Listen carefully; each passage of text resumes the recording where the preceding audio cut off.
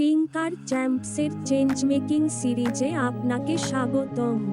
এই সিরিজে টিঙ্কারিং, সমস্যা সমাধান, উদ্ভাবন, উদ্যোক্তা ভাবনা এবং চেঞ্জ মেকিং সম্পর্কে জানা যাবে।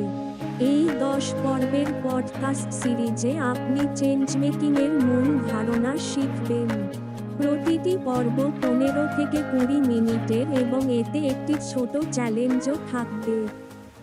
চলুন এবার শুরু করি দ্বিতীয় পর্ব, যা উপস্থাপন করছেন বেঙ্গালুরুর 8ম শ্রেণীর ছাত্রী এবং চেঞ্জমেকার হানা খান।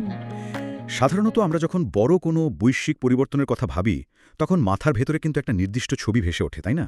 হ্যাঁ, একদম। ওই অনেকটা সায়েন্স ফিকশন সিনেমার মতো আর কি। এক্স্যাক্টলি, মানে অত্যাধুনিক ল্যাবরেটরি থাকবে, চারদিকে উজ্জ্বল আলো, মিলিয়ন ডলারের বিশাল ফান্ডিং, আর এমন কিছু জিনিয়াস মানুষ যারা জন্ম থেকেই একদম অন্য লেভেলের মেধা নিয়ে পৃথিবীতে এসেছেন। আমাদের আজকের এই গভীর আলোচনার আমরা ঠিক এই জায়গাটা নিয়ে কথা বলবো। রাইট। এই যে ছবিটা আমাদের মাথায় গেঁথে আছে, এটা এত বেশি পপুলার যে আমরা ধরে নিই পৃথিবীতে কোনো ইম্প্যাক্ট বা প্রভাব তৈরি করতে হলে এই বিশেষ সুবিধাগুলো থাকাটা আসলে বাধ্যতামূলক। হ্যাঁ, এটা যেন একটা এক্সক্লুসিভ ক্লাব, যেখানে সাধারণ মানুষের কোনো প্রবেশাধিকার নেই। কিন্তু ব্যাপারটা তো আর তেমন নেই এখন। আর এখানেই আমার সবচেয়ে বড় খটকাটা লাগে। মানে ধরুন 6ষ্ঠ বা 8ম শ্রেণীতে পড়া একজন সাধারণ স্কুল শিক্ষার্থীর কথা যদি আমরা চিন্তা করি, তার তো কোনো সিলিকন ভ্যালি স্টাইলের ল্যাবরেটরি নেই, না কোনো ইনভেস্টারও নেই, হয়তো সে কোডিংয়ের এক লাইনও লিখতে পারে না। তো এই জায়গা থেকে সমাজ পরিবর্তনের ক্ষমতা তাদের হাতে আছে, এমনটা ভাবাও তো বেশ কঠিন। কঠিন মনে হলেও বাস্তবতা কিন্তু এখন ভিন্ন। আজকে আমাদের এই আলোচনার মূল ভিত্তি হল অনুষ্কা ভরদ্বাজ এবং নীতিশ গর্গের লেখা টিঙ্কার চ্যাম্পস চেঞ্জ মেকিং সিরিজের কোর কনসেপ্টগুলো। আচ্ছা, এখানে মূল ফোকাসটা হলো কিভাবে এই সাধারণ শিক্ষার্থীরাই মানে শুধু প্রযুক্তির ব্যবহারকারী বা কনজিউমার না থেকে প্রযুক্তির উদ্ভাবক হয়ে উঠতে পারে। কিন্তু মানে একটু পুশব্যাক করি এখানে, কোনো ফান্ডিং ছাড়া, ল্যাব ছাড়া, এমনকি কোডিং না জেনেও কি একজন সাধারণ স্কুল শিক্ষার্থীর পক্ষে সত্যিই সমাজে কোনো বাস্তব পরিবর্তন আনা সম্ভব? আমার কাছে এটা একটু ইউটোপিয়ান বা কাল্পনিক মনে হচ্ছে। কাল্পনিক মনে হওয়ার পেছনের কারণ হলো আমরা এখন পুরনো দুনিয়ার লেন্স দিয়ে নতুন দুনিয়াকে দেখছি। আচ্ছা, মানে আমাতি থাকা স্মার্টফোন বা সাধারণ ল্যাপটপ যা দিয়ে হয়তো আমরা কেবল সোশ্যাল মিডিয়া স্ক্রল করি, সেটাই এখন বিশ্বকে পরিবর্তন করার সবচেয়ে শক্তিশালী হাতিয়ার। প্রযুক্তির এই যুগে এসে আগের সেই সীমাবদ্ধতাগুলো আসলে অনেকটাই বিলুপ্ত হয়ে গেছে। তাহলে চলুন বিষয়টা আর একটু ভেঙে বোঝার চেষ্টা করি। একটা বড় পরিবর্তনের ক্ষেত্রে কে পরিবর্তনটা আনছে তার চেয়ে কিভাবে এসে চিন্তা করছে সেটাই বেশি গুরুত্বপূর্ণ বলছেন। এক্স্যাক্টলি। এই কিভাবে চিন্তার প্রক্রিয়াটা বুঝতে একটা খুব সাধারণ উদাহরণ দেওয়া যায়। ধরুন গ্রামের কোনো এক স্কুলে বাচ্চারা ঠিকমতো পড়ার বই পাচ্ছে না, মানসম্মত শিক্ষা উপকরণের খুব অভাব। এই পরিস্থিতিতে সাধারণ মানুষের প্রতিক্রিয়া কি হয়? বেশিরভাগ মানুষই সিস্টেমকে দোষ দেবে, সরকারের উচিত একটা লাইব্রেরি করে দেওয়া বা স্কুল কমিটির নতুন বই কেনা উচিত, এ ধরনের সমাধানই তো মাথায় আসে। রাইট। মানে সিস্টেমের দিকে তাকিয়ে বসে থাকাটাই তো আমাদের ডিফল্ট আচরণ। আর ঠিক এই ডিফল্ট আচরণটাই ভেঙেছিল গ্রামের এক সাধারণ শিক্ষার্থী। সে সিস্টেমের জন্য অপেক্ষা করেনি। তাই নাকি? সে কি করেছিল? তার আশেপাশে পড়ে থাকা, ফেলে দেওয়া পুরনো কিছু ট্যাবলেট আর বাতিল কম্পিউটার সে সংগ্রহ করে। এরপর সেগুলোকে পরিষ্কার করে ইন্টারনেট থেকে বিনামূল্যে শিক্ষামূলক ওপেন সোর্স পিডিএফ নামায়। বাহ! হ্যাঁ, তারপর ওই ডিভাইসগুলোতে সেগুলো যুক্ত করে আস্ত একটা ডিজিটাল লাইব্রেরি বানিয়ে ফেলে। এই বিষয়টা সত্যি ইন্টারেস্টিং। যে জিনিসগুলোকে অন্য সবাই আবর্জনা ভেবে ফেলে দিচ্ছিল, সেগুলো দিয়েই সে এমন একটা কার্যকরী সমাধান তৈরি করল। ঠিক তাই। এর ফলে যে বাচ্চারা আগে ছেঁড়া বই নিয়ে কাড়াকাড়ি করত, তারা এখন পুরো দুনিয়ার জ্ঞান ভাণ্ডারে প্রবেশের সুযোগ পেয়ে গেল। এই ঘটনাটা কিন্তু উদ্ভাবনের পুরো প্রক্রিয়াটা খুব পরিষ্কারভাবে দেখিয়ে দেয়। সে নতুন কোনো প্রসেসর বা মাইক্রোচিপ আবিষ্কার করেনি। একদমই না। সে শুধু তার চারপাশের একটা সমস্যা খুঁজে বের করেছে এবং হাতের কাছের জিনিস দিয়েই তার সমাধান করেছে। এই কাজটা করার জন্য মূল সোর্সে 5টি অপরিহার্য গুণের কথা বলা হয়েছে। সেগুলো কি কি? এমপ্যাথি বা সহমর্মিতা, ভিশন, ক্রিয়েটিভিটি, কোল্যাবোরেশন এবং রেজিলিয়েন্স বা মানসিক দৃঢ়তা। আচ্ছা, এখানে আমি একটু ভিন্ন মত প্রকাশ করতে চাই। মানে প্রযুক্তি জগতে ধরুন কেউ একটা সফটওয়্যার বা অ্যাপ বানাতে চায় যা সমাজের কোনো কাজে আসবে। হ্যাঁ, সেখানে মানুষের প্রতি এমপ্যাথি দেখানোর চেয়ে টেকনিক্যাল স্কিল বা কোডিং জানাটা কি বেশি জরুরি নয়? অনুভূতি দিয়ে তো আর সফটওয়্যারের বাগ ফিক্স করা যায় না, তাই না? আপনার পয়েন্টটা লজিক্যাল, কিন্তু একটু অন্য দিক থেকে চিন্তা করে দেখুন। ধরুন সিলিকন ভ্যালির সেরা ইঞ্জিনিয়াররা মিলে কোটি টাকা খরচ করে 2 বছর সময় লাগিয়ে খুব জটিল এবং নিখুঁত কোড দিয়ে একটা অ্যাপ বানালো। আচ্ছা। কিন্তু সেটা কেউ ডাউনলোডই করল না, কারণ সেটা মানুষের কোনো প্রকৃত সমস্যার সমাধানই করছে না। ও, বুঝতে পারছি। মানে প্রযুক্তিগত দক্ষতা খুব ভালো একটা সমাধান তৈরি করতে পারে ঠিকই, কিন্তু সমাধানটা যে সঠিক সমস্যার জন্যই তৈরি হচ্ছে সেটা নিশ্চিত না হলে ওই কোডিং স্কিলের কোনো মূল্য নেই। এক্স্যাক্টলি। এমপ্যাথি হলো উদ্ভাবনের ক্ষেত্রে একটা টার্গেটিং সিস্টেম।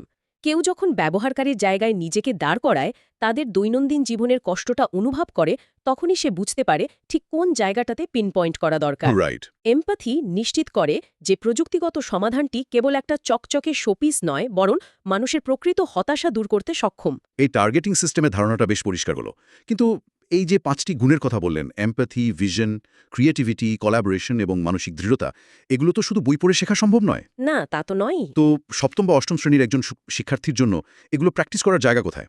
তাদের জন্য তো আর আলাদা করে কোনো উদ্ভাবন চর্চার জিম তৈরি করা নেই। এখানেই টিঙ্কাপ্রেনিওর ফ্রেমওয়ার্কের মতো উদ্যোগগুলোর গুরুত্ব চলে আসে। এগুলোকে উদ্ভাবনের ট্রেনিং গ্রাউন্ড হিসেবে বিবেচনা করা যায়। ট্রেনিং গ্রাউন্ড মানে সেখানে কি হয়? এখানে শিক্ষার্থীরা থিওরি মুখস্থ করে না, তারা সক্রিয়ভাবে মাঠে নেমে শেখে। যখন একজন শিক্ষার্থীকে তার চারপাশের কোনো সমস্যা খুঁজে বের করতে বলা হয়, তখন সে বাস্তব জীবনে এমপ্যাথির চর্চা শুরু করে। তার মানে এখানে প্রথম দিনেই নিখুঁত একটা প্রোডাক্ট বাজারে ছাড়ার কোনো চাপ নেই। একদমই নেই। প্রথম পদক্ষেপটা হতে পারে একটা সাধারণ ডাকটেপ আর কার্ডবোর্ড দিয়ে বানানো কোনো মডেল, বা ধরুন একটা অ্যাপের খুব বেসিক একটা ফ্রেমওয়ার্ক। এটা নিখুঁত হওয়ার কোনো দরকার নেই। আচ্ছা। কিন্তু যখন একজন শিক্ষার্থী তার এই অগোছালো আইডিয়াটা মেন্টারদের সামনে তুলে ধরে, তখন সে নিজের সৃজনশীলতা প্রকাশ করতে শেখে। আর যখন তার এই অগোছালো মডেলটা নিয়ে সমালোচনা হয়, তখন সেই সমালোচনা শোনার মাধ্যমে তার মানসিক দৃঢ়তা বা রেজিলিয়েন্স তৈরি হয়। দারুণ। এই পুরো প্রক্রিয়াটা অনেকটা সাইকেল চালানো শেখার মতো। হ্যাঁ, একদম। কেউ যদি বছরের পর বছর ধরে শুধু সাইকেলের ব্যালেন্সের ফিজিক্স বা ফ্রেমের অ্যারোডাইনামিক্স নিয়ে বই পড়ে, সে কিন্তু সাইকেলে উঠে প্রথম দিনেই পড়ে যাবে। ব্যালেন্স করা শিখতে হলে তাকে প্যাডেলে পা রাখতে হবে, প্যাডেল ঘোরাতে হবে, আর হাঁটু ছোলার ঝুঁকি তো নিতেই হবে। ঠিক। এই গুণগুলো আগে থেকে নিখুঁতভাবে অর্জন করার জন্য বসে থাকলে কোনো দিনই উদ্ভাবক হওয়া যাবে না। এই হাঁটু তোলার ঝুঁকি নেওয়ার মানসিকতাটাই আসল। আর এই কাজে নামার ক্ষেত্রে সবচেয়ে বড় বাধা হলো আমাদের প্রযুক্তি ব্যবহারের দৃষ্টিভঙ্গি। সেটা কেমন? আমরা প্রযুক্তিকে শুধু কনজিউমার হিসেবে ব্যবহার করতে অভ্যস্ত।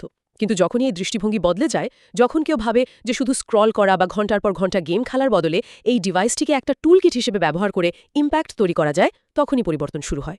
বাহ! একে বলা যায় ডিজিটাল এমপ্যাথি। ডিজিটাল এমপ্যাথি, এটা দিয়ে কি বিশ্বব্যাপী ভার্চুয়াল কানেকশনকে বোঝানো হচ্ছে? অনেকটা সেরকমই। বর্তমানে অনেক শিক্ষার্থী মাল্টিপ্লেয়ার গেম খেলে বা ডিসকর্ড সার্ভারের মাধ্যমে বিশ্বের বিভিন্ন প্রান্তের মানুষের সাথে যুক্ত থাকে। হ্যাঁ, এটা তো খুবই কমন এখন।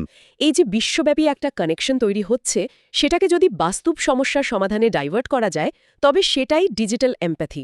একজন শিক্ষার্থী হয়তো শুধু খবরের কাগজে দক্ষিণ আমেরিকার কোনো সমস্যার কথা পড়ছে না। আচ্ছা। সে সরাসরি ডিসকর্ডে সেখানকার কারোর সাথে কথা বলে সমস্যাটা বুঝতে পারছে এবং এমন সমাধান বানাচ্ছে যা ভৌগোলিক সীমানা ছাড়িয়ে কাজ করবে।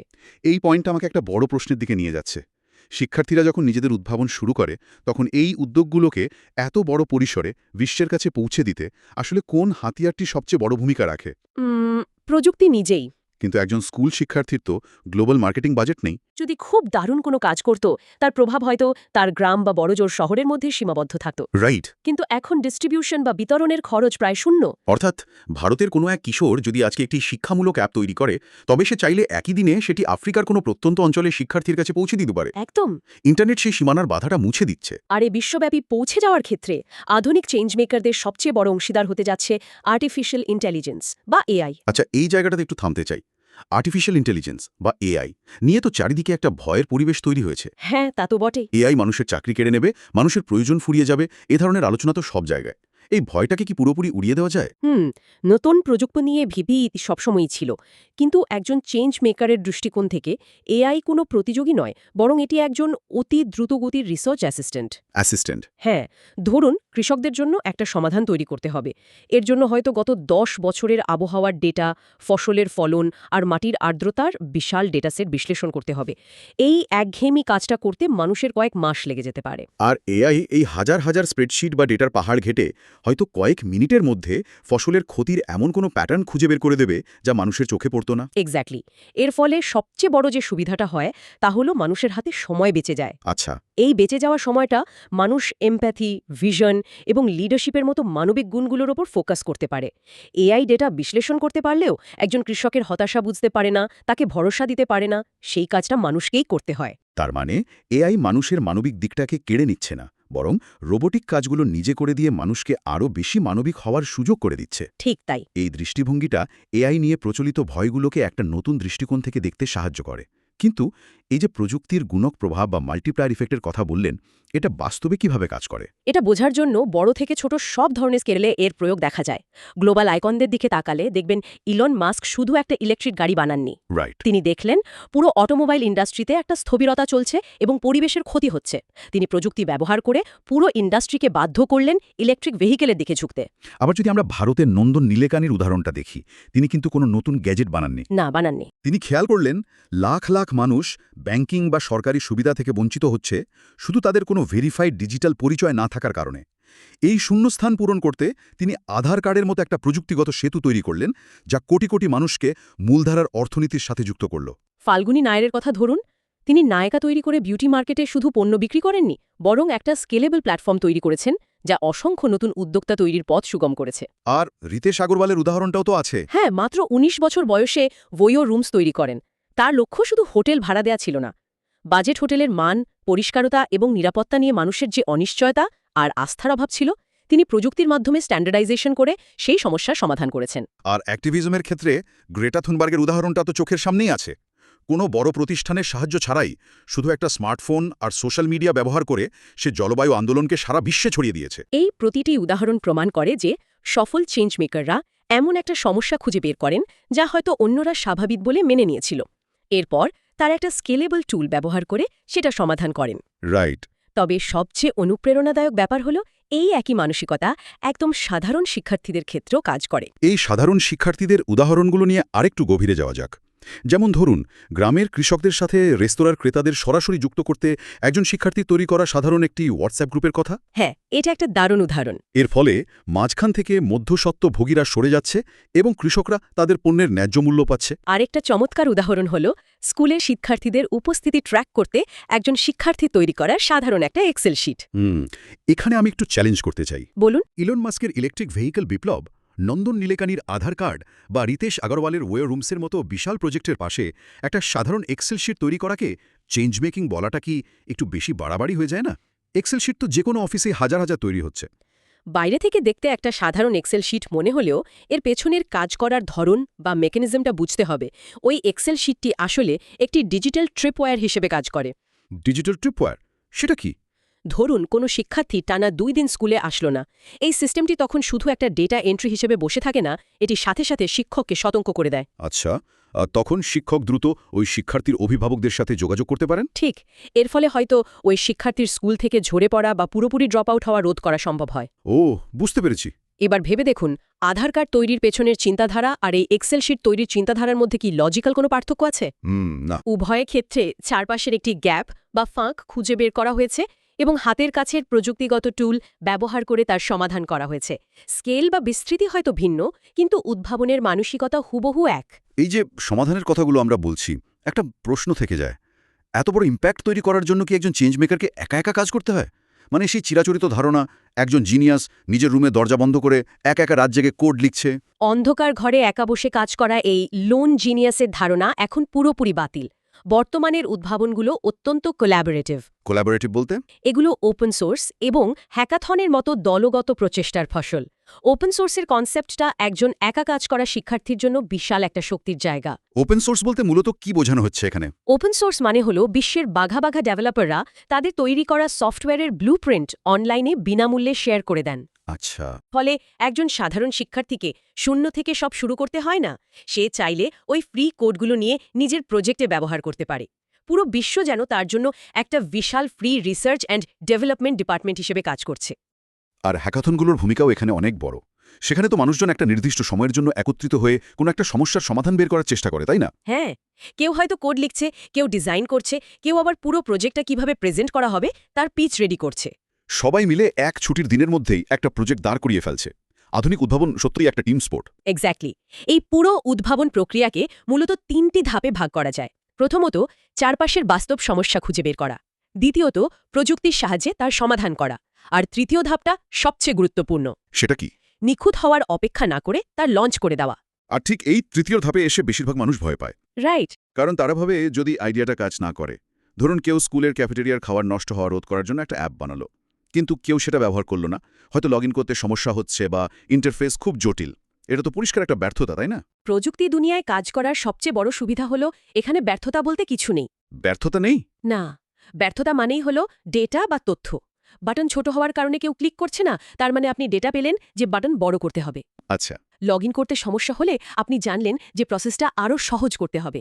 অ্যাপ ক্র্যাশ করা মানে হলো ব্যবহারকারীদের থেকে বিনামূল্যে ফিডব্যাক পাওয়া। অর্থাৎ অগোছালো প্রোটোটাইপ বানাতে হবে, সেটা টেস্ট করতে হবে, সেটাকে ভাঙতে দেখতে হবে এবং তারপর সেটা উন্নত করতে হবে। পারফেক্ট হওয়ার দরকার নেই। একদম তাই। এই প্রক্রিয়ায় পার্সোনাল ব্র্যান্ডিংয়ের একটা দারুণ কনসেপ্ট আমাদের আলোচনায় উঠে এসছে। বলা হয়েছে লিঙ্কডইন, গিটহাব বা ইউটিউবের মতো প্ল্যাটফর্মগুলো শুধু ইনফ্লুয়েন্সার হয়ে পপুলার হওয়ার জন্য নয়। না, এগুলো হলো এক একটি মেগাফোন বা সিগন্যাল ফ্ল্যার। অনেকেই মনে করেন নিজের বানানো অ্যাপ যে কাজ করছে না বা ক্র্যাশ করছে সেটা অনলাইনে পোস্ট করা লজ্জাজনক। হ্যাঁ, সাধারণ মানুষ তো সেটাই ভাববে। কিন্তু আসলে এটি হলো সমাধানের জন্য গোটা বিশ্বকে আমন্ত্রণ জানানোর একটি শক্তিশালী মাধ্যম। কেউ যখন তার কাজের ভুলগুলো বা আটকে যাওয়ার জায়গাগুলো ওপেন প্ল্যাটফর্মে তুলে ধরে, তখন বিশ্বের অন্য প্রান্ত থেকে কোনো এক্সপার্ট বা মেন্টর এসে সাহায্য করতে পারে। বাহ। এভাবেই একটা গ্লোবাল ইকোসিস্টেম গড়ে ওঠে। আর এই ইটারেশন বা বারবার ভুল করে শেখার প্রক্রিয়ার মধ্যে দিয়েই তৈরি হয় লেগেসি থিঙ্কিং। কারণ যখন কেউ বারবার ব্যর্থতাকে ডেটা হিসেবে নিয়ে নিজের সমাধানকে উন্নত করতে থাকে, তখন এমন একটা টেকসই জিনিস তৈরি হয় যা তার সময়ের পরেও টিকে থাকে। রাইট।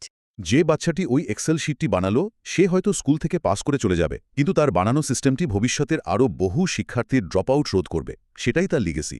আজকের এই পুরো আলোচনা থেকে একটা বিষয় খুব স্পষ্ট: চেঞ্জ মেকাররা জন্মগত কোনো অতিপ্রাকৃত ক্ষমতা নিয়ে পৃথিবীতে আসে না। একদমই না। প্রতিদিনের ছোট ছোট সিদ্ধান্ত, চারপাশের সমস্যাকে পাশ কাটিয়ে না যাওয়ার মানসিকতা, প্রযুক্তিকে হাতিয়ার হিসেবে ব্যবহার করা এবং বারবার চেষ্টা করার মানসিকতাই তাদের তৈরি করে। আর টিঙ্কারপ্রেনিয়রের মতো ফ্রেমওয়ার্কগুলো তাদের জন্য একটা শক্তিশালী প্র্যাকটিস গ্রাউন্ড তৈরি করে দেয়। এই আলোচনা থেকে শ্রোতাদের জন্য বড় টেকঅ্যাওয়ে হল, সম্পদ, টাকা বা বয়সের বাধা আসলে কোনো বিষয় নয়। আগামী দিনের সেরা উদ্ভাবককে সিলিকন ভ্যালি বা ধনী কোনো পরিবার থেকে আসতে হবে এমন কোনো নিয়ম নেই। একদম ঠিক। সে হয়তো এই মুহূর্তে গ্রামের কোনো একটি ক্লাসরুমে বসেই এমন কোনো সমস্যার দিকে তাকিয়ে আছে যা অন্যরা পুরোপুরি এড়িয়ে যাচ্ছে। উদ্ভাবনের জন্য শুধু শুরু করার সাহস এবং চারপাশের সমস্যা সমাধানের সদিচ্ছাই যথেষ্ট। আর যখন সেই সদিচ্ছার সাথে প্রযুক্তির মাল্টিপ্লায়ার এফেক্ট যুক্ত হয়, তখন যে কোনো কিছুই সম্ভব। আলোচনার একদম শেষ পর্যায়ে এসে এতক্ষণ যা বিশ্লেষণ করা হলো তার উপর ভিত্তি করে নতুন একটি চিন্তার দুয়ার খুলে দিতে চাই। আমরা দেখেছি এআই কিভাবে বর্তমান সমস্যার সমাধানে সাহায্য করছে। হ্যাঁ, কিন্তু ভবিষ্যতে এই কৃত্রিম বুদ্ধিমত্তা যখন আরও অনেক বেশি শক্তিশালী হবে, তখন কি আগামী দিনের চেঞ্জ মেকাররা কোনো সমস্যা তৈরি হওয়ার আগেই তা প্রেডিক্ট বা অনুমান করে সমাধান করে ফেলতে পারবে? এটা একটা দারুণ পয়েন্ট। আর যদি এটা নিশ্চিতভাবে জানা যায় যে ব্যর্থ হওয়া একেবারেই অসম্ভব, তবে আজকে কেউ তার চারপাশের কোন সমস্যাটির সমাধান সবার আগে করতে চাইবে? যেহেতু প্রযুক্তি জগতে ব্যর্থতা বলে কিছু নেই, পুরোটাই কেবল নতুন ডেটা এবং শেখার সুযোগ, তার মানে কি উদ্ভাবনের পথে আমাদের আর থামানোর মতো আসলেই কেউ নেই? এই প্রশ্নগুলোর উত্তর খোঁজার দায়িত্ব আজ সবার কাছেই ছেড়ে দিলাম।